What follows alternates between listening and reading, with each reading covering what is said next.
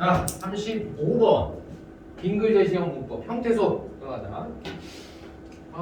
형태소는 사실 이거의 기본적인 의미를 묻기 위해서 낸 건 아닌 것이고, 왜냐하면 의미를 가진 말의 최소단이다 이걸 얘기를 했단 말이지. 근데 사실 이거는 이제 개념이고, 하나의 형태소는 그 형태소가 놓이는 조건에 따라 위축치는 거야. 여기서 말하는 조건이라는 게 가장 대표적인 게 의문 조건이야. 어떤 다른 조건을 말하는 게 아니고 의문적 조건. 이 의문적 조건에 따라 여러 가지 형태로 바뀐다. 이게 이 형태야. 바뀐다. 이게 이 형태. 그래서 아까 우리가 시와 샤라고 하는 중세 문법의 주체 높인 선어말 어미가 시도 되고 샤도 되고 뒤에 자음이 오느냐 모음이 오느냐에 따라 달라지지. 근데 이 형태를 잘 봐. 예를 들어 먹다의 먹은 음성적 조건에 따라 기역으로 발음이 되지만 뒤에 니은이 오면 앞에 있는 기역을 때려서 얘가 이응으로 바뀐단 말이야. 그러면 이처럼 하나의 형태소가 할 때 먹이라고 써. 하나의 형태소가 주의 환경에 따라 음상을 달리하는 경우가 있다 이랬어. 그럼 이거는 뭘 가지고 문제 낸 거냐면 의문적 조건에 따른 우리가 변, 동에 대한 문제다. 의문변동 문제는 의문변동 문제를 이런 식으로 낸 거예요. 쌤, 저 말이 저는 정확하게 지금 이해가 잘 안 되는데요. 자, 이걸 위해서 요 기억이 있는데 요 기억이 어떤 경우에는 기억으로 소리 나고 어떤 경우에는 그러니까 이응으로 소리가 나고 그 얘기지. 그러면 같은 의문인데 의문이지. 그리고 형태소 하나의 형태소 안에서 어떨 때는 기억으로 소리 나고 어떨 때는 이응으로 소리가 난단 말이지. 이게 음상을 달리하는 경우야. 이때 달라진 한 형태소의 여러 모양을 이 형태라고 한다. 와, 이걸 이 형태라고 잡네 이거를. 그러니까 의문 변동하고 연결을 시켜서 문제를 낸 거란 말이지. 이 양반이. 쌤, 이런 것도 가능한 건가요? 그렇죠. 거기다가 요거를 기억이라는 것의 상보적 분포라고 씁니다. 그리고 우리가 의문 변동을 처음 시작할 때 의문 파트에서 다뤘던 내용이에요. 기억이라는 놈이 어떨 때는 K로도 소리 나고 어떨 때는 G로도 소리 나고 이것처럼 이응 소리도 되고 NG죠. 그 다음에 뭐 이런 거지. 소리가 다 달라. 표기는 하나인데 이거를 의문 변동 배우기 전에 우리가 상보적 분포라는 걸 배웠어. 그때 배우는 소리가 이렇게 바뀌게 됩니다. 이거를 상보적 분포도라고 하고 각각의 소리를 우린 다 뭐라고 하냐면 변이음이라고 불러요. 변이음이라고 부릅니다. 이 변이음을 이 형태 하나로 바꾼 거예요. 바꿔 말하면 이게 소리값이 기억이라고 먹이라고 발음될 때와 멍이라고 발음될 때가 있다라는 거지. 그러면 결국에는 이 기억의 상보적 분포도 값입니다. 상황에 따라서 쓰기는 기억으로 쓰지만 발음은 멍으로 나올 때도 있고 먹으로 나올 때가 있다. 이게 이 형태의 한 노습이다라고 얘기를 하는 거죠. 여기서 끝나는 게 아니고 긴 글의 형태로 나올 때 일반적인 이런 의미를 물어보려는 게 아니야 절대. 그러니까 뒤 후반부에 나오는 내용들에서 우리가 얼마나 빨리 이거를 잘 캐치하느냐가 문제인데 사실 이거 자유자재로 하려면 긴 글만 모아가지고 공부를 해야 되겠지. 근데 초반에는 이걸 달리면 지금 써놔봤자 또 까먹어요. 그래서 이거는 오히려 앞에 나오는 것들을 충분히 다 공부를 한 다음에 섭렵하는 게 좋죠. 두 번째가 의문어적 이 형태에다가 뭐라고 쓰면 되냐면 의문어적 동기나 환경에 따라 달라졌거든. 그냥 딱 바꿔 말하면 의문어는 의문 조건에 따른 거고 환경에 따라서 바뀌는 거고 어휘론적 이 형태는 여기서 중요해. 어휘론적 이 형태는 쭉쭉쭉쭉쭉쭉쭉쭉쭉 밑에 나오겠다. 오케이. 여기입니다. 특정 형태나 그 밑에 나와요. 특정 형태나 어휘적 조건에 달리 나타나는 이 형태도 있는데 이를 형태 어휘론적 이 형태라고 한다. 과거 시의 선어말을 얻어서 하 뒤에서만 여수로 시작된다. 요거 하다. 요거 하나밖에 없으니까 외우면 됩니다. 다시 돌아가서 여기 나오는 어휘론적 이 형태는 하다만 기억하면 돼. 하다. 하나밖에 없어. 그러니까 하다 다음에는 무조건 여나 여시옵니다.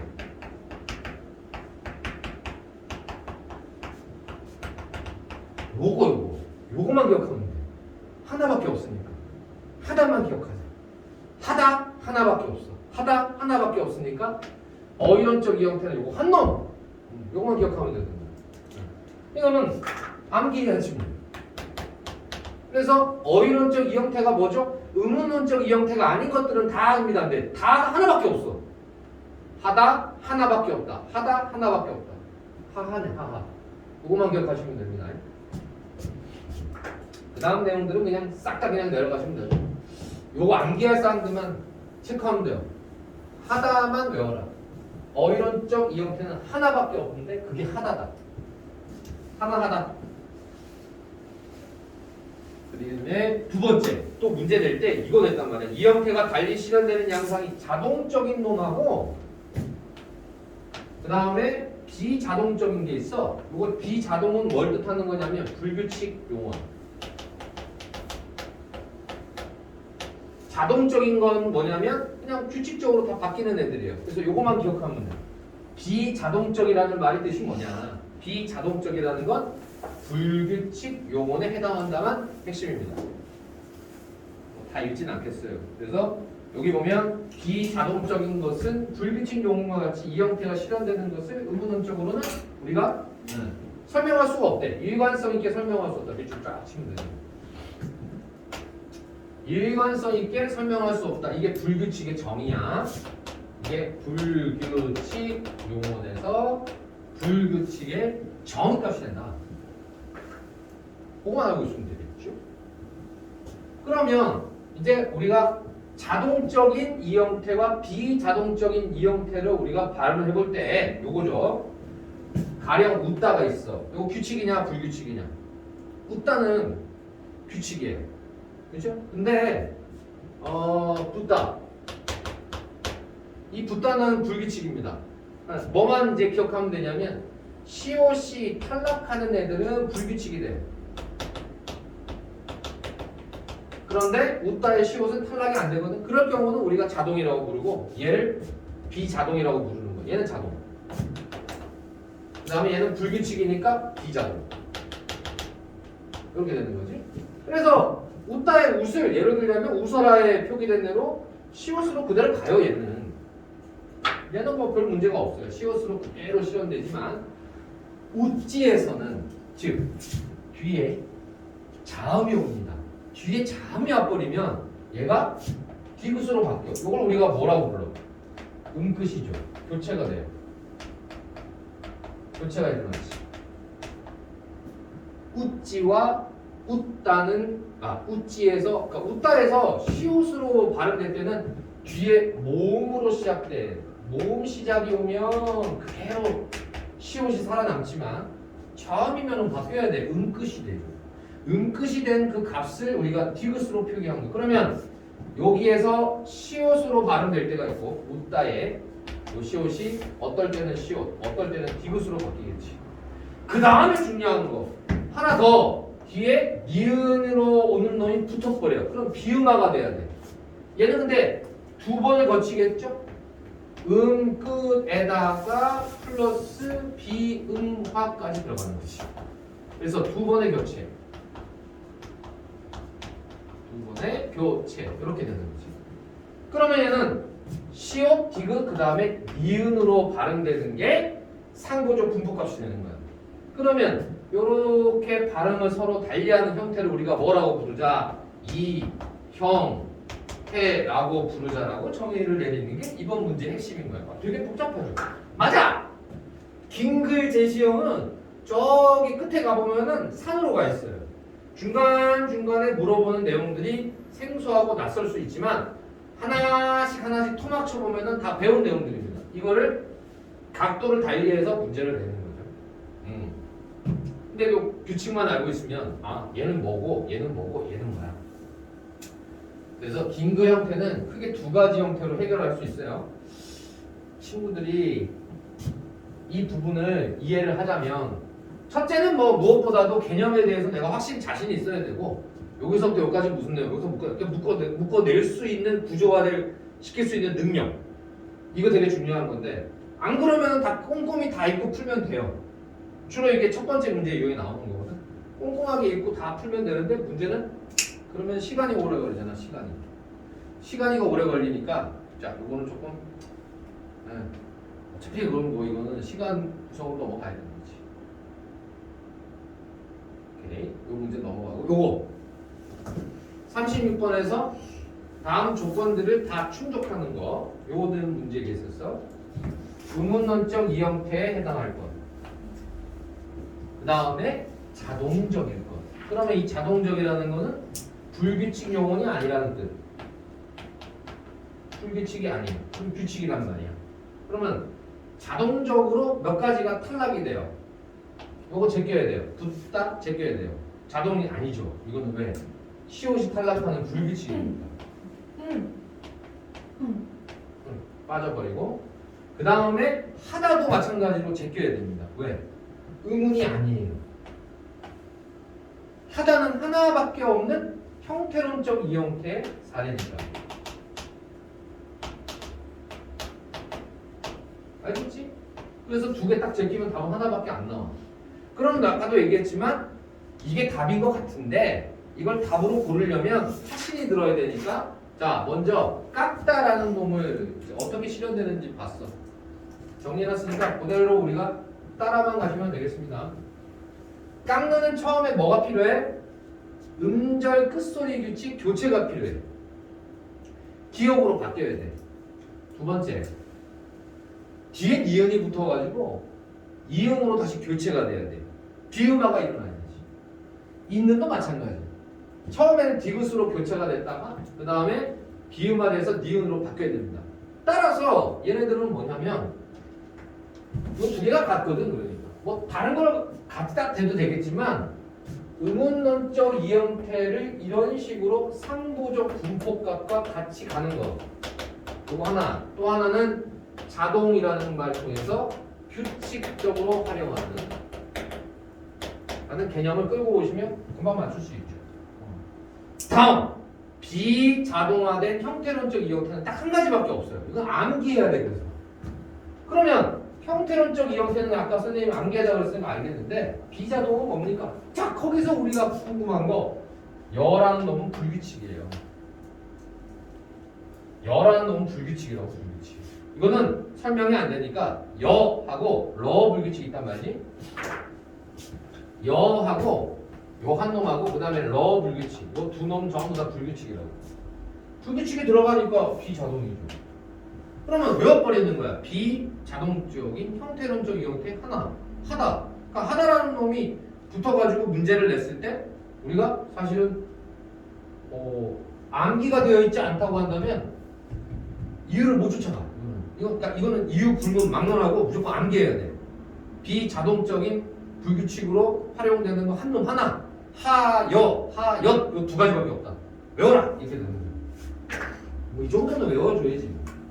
외우지 않고는 풀 수가 없는 문제니까. 다음은 39번으로 넘어갑니다. 이게 관용격 조사예요. 자, 중세국어 관용격 조사는 조금 복잡해. 왜? 다른 애들은 주격 조사, 목적격 조사는 의문론적으로 해석이 돼요. 앞에 자음이냐, 모음이냐, 양성 모음이냐, 음성 모음이냐, 이 모음으로 끝났냐, 전부 다 어떤 환경에 의해서 바뀌는 거지만 얘는 뜻이 들어가. 이 관용격 조사는 앞에 있는 체언의 성격이 되게 중요해요. 그래서 문제를 따로 뽑으시는 거예요. 이거는 주격 조사나 목적격 조사처럼 환경에 의해서 변하는 게 아니고 체언의 성격에 따라 변하는 거니까 요거는 구별을 좀 해야 되겠지. 두 번째 알아야 될 그 우리가 확실히 알아야 될 게 요 단어 유정 생명이 있는 놈이냐 그 다음에 무정 생명이 없는 놈이냐 요걸 나눠야 됩니다. 그래서 유정명사냐 무정명사냐 생명이 있냐 없냐를 가지고 얘기를 하는 거지.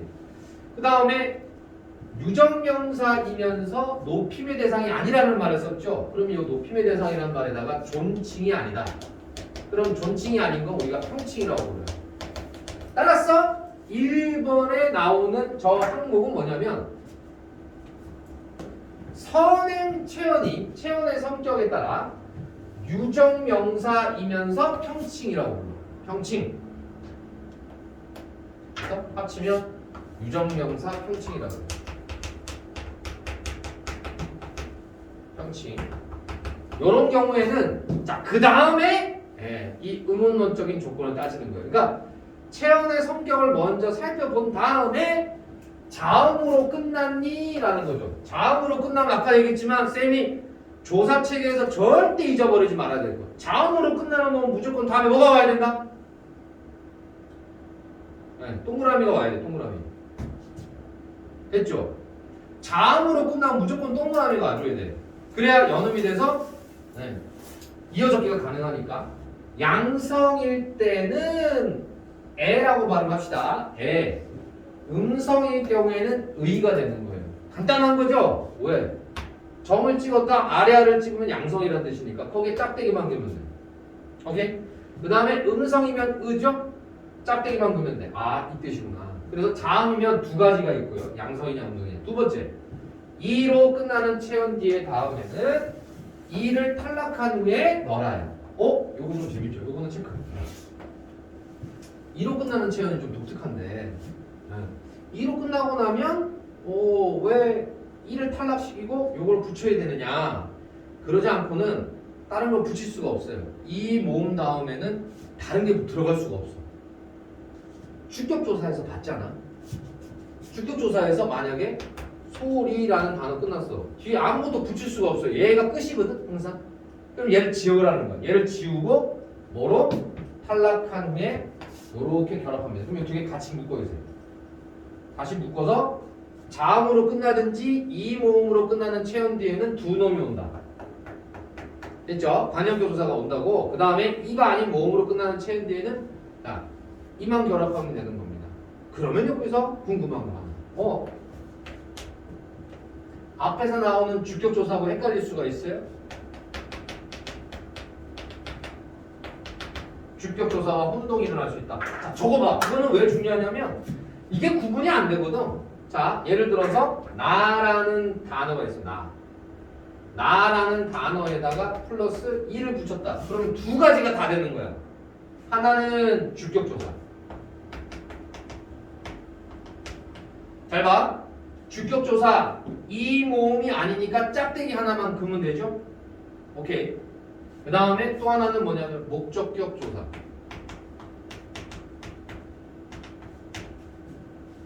됐니? 두 가지가 다 돼요. 결론적으로 이게 이해가 되려면 빨리 앞에 돌아가봐. 주격조사 내가 몇 번에서 설명했냐? 30 몇 번이야? 몇 번이야 몇 번? 34번에 설명했지. 거기 주격조사 보면은 이 모음 다음에는 생략형이라고 나오지. 그치? 근데 내가 주격조사라는 말을 썼지. 아니 이 모음 다음에는 생략형이고 이 모음이 아닐 때는 짝대기만 그으면 되잖아. 그럼 그 짝대기가 주격조사인지 목적격조사인지 어떻게 할 거야? 자, 오늘 우리가 배운 중세문법을 다 총동원해가지고 쥐어짜서 해결 방안을 한번 찾아봐. 이게 주격조사인지 이게 목적격조사인지 형태가 똑같은데 내가 도대체 어떻게 알아요? 그거 왜 우리한테 물어요? 지금 이런 표현적이잖아. 내가 아까 뭐라고 그랬지? 이렇게 헷갈릴 때는 똑같은 게 맞고요. 그러면 혼동이 될 때는 저거 현대어 풀이를 참조. 이것만 가지고 우리가 어떻게 알아? 네라는 게 주격조사가 붙은 놈인지 아니면 네라는 게 목적격 조사가 붙었는지 도대체 우리가 어떻게 알아? 몰라. 모르니까 뭐를 봐? 현대어 풀이를 보라 한 말이야. 현대어 풀이를 보라고. 그래서 이게 이것 때문에 헷갈렸는지 모르겠지만 너희들 혹시 그거 아냐? 이 나에다가 지금 이를 붙이게 되면 주격조사가 이미 들어갔죠. 근데 현대국어에서는 요 내에다가 또 뭐를 쓰게 되냐? 가라는 말을 쓰게 되지. 중세 시대에는 주격조사가 붙었으면 끝난다고. 가라는 건 언제 시작이 되느냐? 이게 근대 국어부터 시작된다고. 어? 이거는 뭐라고 하냐면 주격조사가 인칭대명사하고 결합한 것을 다시 또 인칭대명사합니다. 그러니까 이거 내가 누가 질문을 하더라고. 선생님, 내라는 말 자체에 이미 주격조사가 들어가 있는 뎁쇼. 다시 가가 붙는 건 왜 그런가요? 요때 근대 국어에서 말하는 이 내는 인칭대명사화가 된 겁니다. 그러니까 얘가 이미 주격조사가 붙었는데도 불구하고 인칭대명사로 쓰이는 거예요. 그래서 가가 붙는 거예요. 무슨 말인지 알겠니? 오케이. 자, 뭐 선생님이 지금 요 얘기를 하면서 목적격 조사에서 요 놈 이가 결합하는 순간에 퍼뜩 머리에서 뭔가 싹 지나가는 게 야, 요거 수능에서 만약에 관형격 조사니 주격 조사니 문제를 냈을 때 형태가 똑같기 때문에 애들이 엄청 헷갈리겠다. 그러면 이거를 해결하는 방법은 그냥 단순한 거예요. 현대어 풀이를 보면 뒤에 가가 붙었다 그러면 주격 조사가 쓴 거고 의가 붙었다 그러면 이거는 관형격 조사가 쓰인 거예요.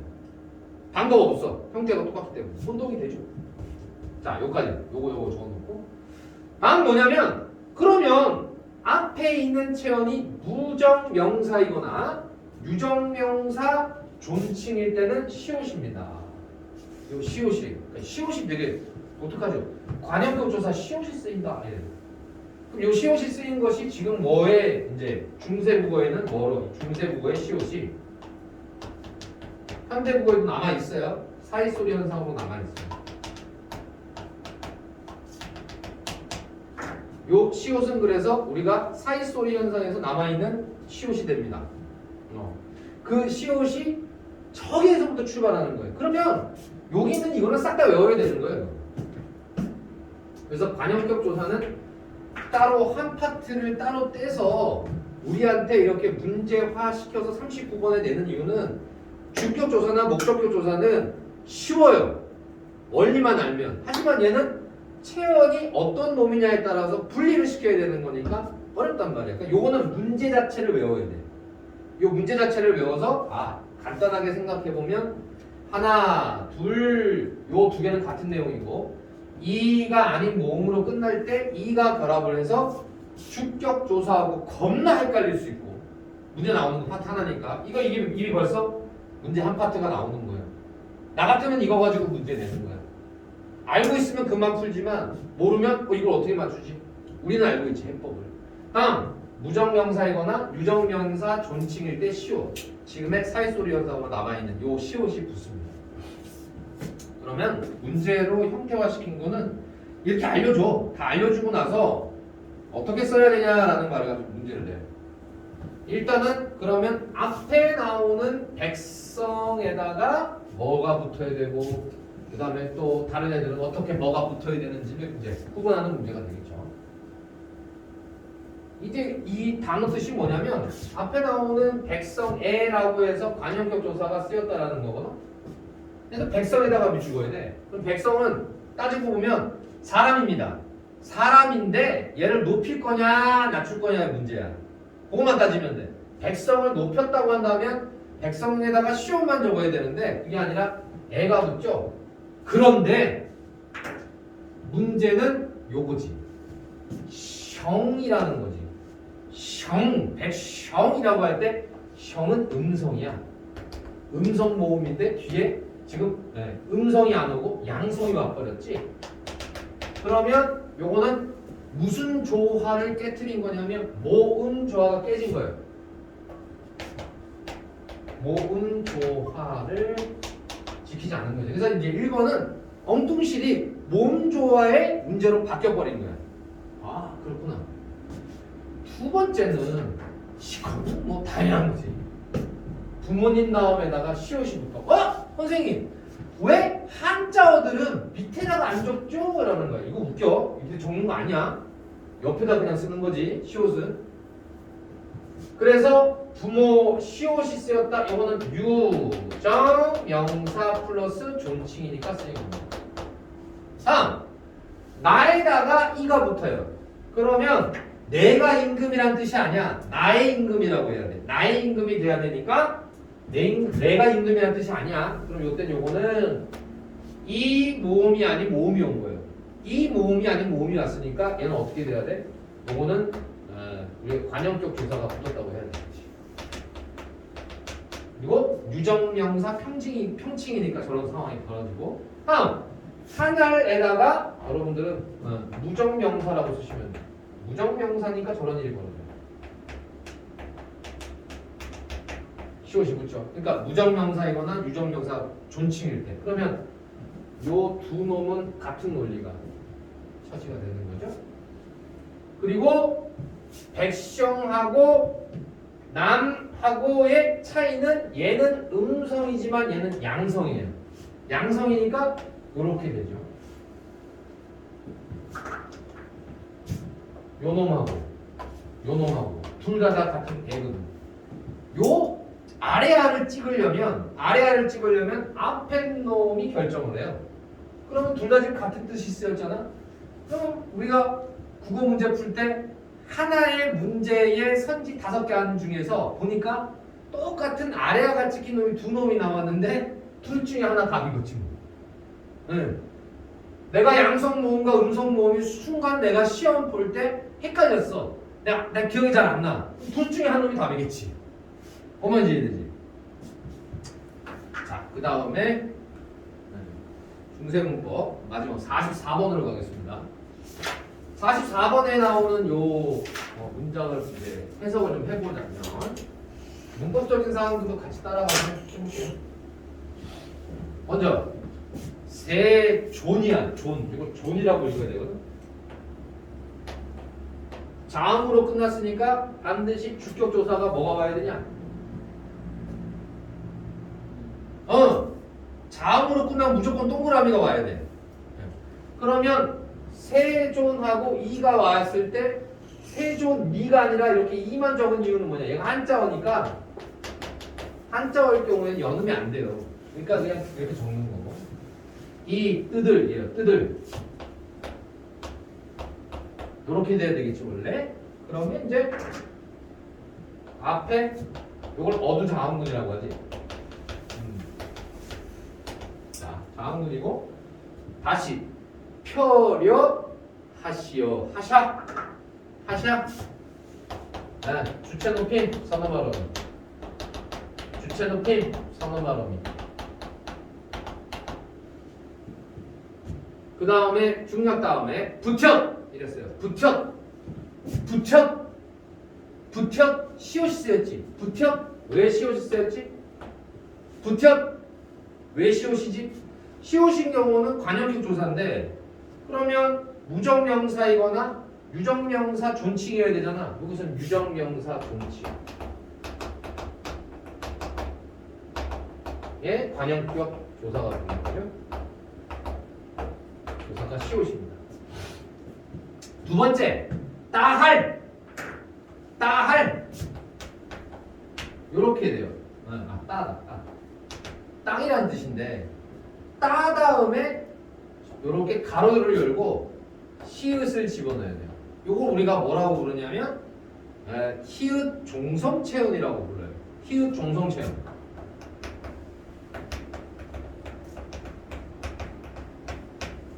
말 그대로 히읗이라고 하는 종성을 숨겨놓고 있는 놈들이야. 히읗이라고 하는 놈을 숨겨놓고 있는 놈은 자 이거는 이제 땅이라는 뜻이잖아. 야 땅의 반대는 뭐냐? 하날이지. 하날도 마찬가지로 히읗을 숨겨요. 그래서 따 가로 열고 히읗. 그 다음에 하 날 하고 히읗. 이렇게 숨기는 거야. 이렇게 가로 열고 숨기는 이유가 뭐냐면 숨기는 이유는 딱 한 가지예요. 히읗이 평상시에는 나타나지 않아요. 나타나지 않다가 뭐인 경우에 나타나냐면 만약에 종성의 히읗으로 끝난 거라면 자음으로 끝났다고 해야 되냐, 모음으로 끝났다고 해야 되냐? 자음으로 끝났다고 해야 되냐, 모음으로 끝났다고 해야 되냐? 뭐로 끝났다고 해야 돼? 자음으로 끝났다고 해야 돼, 모음으로 끝났다고 해야 돼? 자음으로 끝났다고 취급해야 돼. 내가 그래서 자음으로 끝나는 경우에 다음에 목적격 조사가 올 때는 어떻게? 자음으로 끝나면 하나만 기억하자고 그랬지. 다음 무조건 뭐가 온다고? 됐지? 이렇게 하고 나서 양성이니까 점만 찍으면 끝나는 거예요. 얘가 정답이에요. 목적격 조사가 뭐가 온다? 네. 그러면 일반적으로 쉽게 우리가 목적격 조사 문제를 못 풀지는 않을 거 아니야. 알고만 있으면 풀잖아. 자음으로 끝나면 동그라미. 근데 이 원칙을 지킬 때 요 문제를 딱 내면 와씨 이거를 자음으로 해야 돼? 모음으로 해야 돼? 헷갈려요. 어? 당연히 자음으로 끝났다라고 얘기를 해야 됩니다. 여기만 보면 모음으로 끝났으니까 자 우리가 잘못 판단해서 따 하고 나서 랄 이렇게 와야 되거든. 그럼 따라리냐 아니잖아. 그쵸? 그래서 이렇게 하는 게 아니고 히읗 종성체언이라는 거는 이와 같이 R이 와서 히읗이 갑자기 팍 하고 들어와요. 따할 한알 히 이렇게 되는 거야. 한알 히 하나님도 적어. 한알 다음에 히읗 종성체언이니까 뒤에 주교조사 뭐가 와야 되냐? 동그라미 2가 와야 돼. 그래서 얘는 뭐라고 발음이 되느냐? 한알 히 한알 시로 넣는 거야. 한알 시로 적어야 돼. 한알 시 한알 시로 적는 거예요.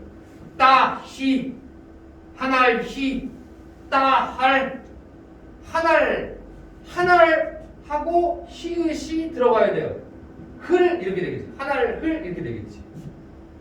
모음으로 시작하는 어미가 그러니까 조사가 딱 오면 갑자기 히읗이 휙 하고 날라와. 따할 됐죠? 요 단어가 그 뜻인 거야. 부지런히 쓸어 또 어두장한 또 쓰였고 원래는 얘가 쓸다에서 왔겠지. 쓸다가 돼요. 쓸다가 되던 이제 여기 어미가 붙은 거지. 쓸어 식기에 이랬어요. 식기에 엄숙이란 말로 쓰였네. 조홈할 깨끗함을 돕사와 이룬 엣 관이라 결과이다. 자, 엣 할 때 연엣이란 말 쓰였네. 연엣이란 말 쓰였죠? 엣. 이때 시옷이 뭘까? 관형격 조사입니다.